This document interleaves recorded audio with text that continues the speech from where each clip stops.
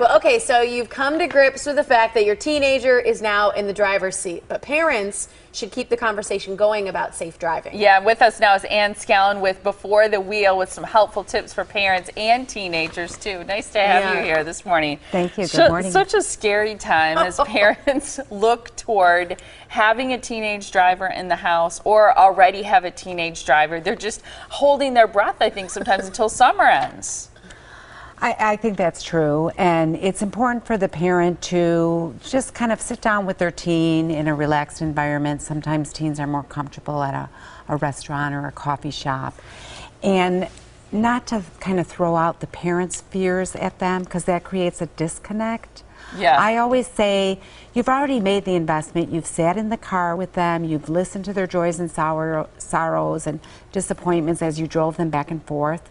You've made that investment in making a connection, so reap the benefit and talk to them about driving being a great step toward their adult life, and talk to them about the positive aspects about driving and a proactive approach to driving safely.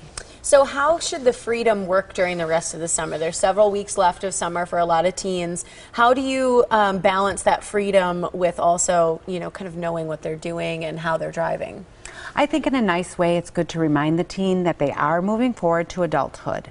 So if they have not been able to find a job, they really need to find a productive activity for the rest of the summer.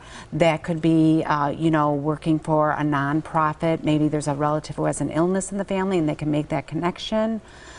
Paid internship, an unpaid internship. If the internships aren't left, there's volunteer committees. That way they're building up their resume and they're doing a productive activity. The photo you showed right in the beginning of this, of all the teens in the car, that's worst case scenario.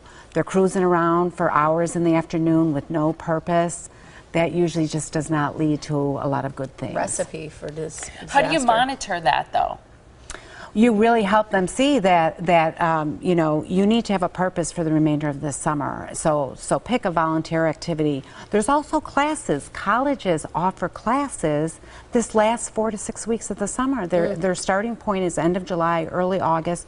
They can get a college credit and they can get used to taking a college class. If they're going somewhere, the vehicle is the means to get there. I always ask my kids, so do people get in an airplane and just fly around?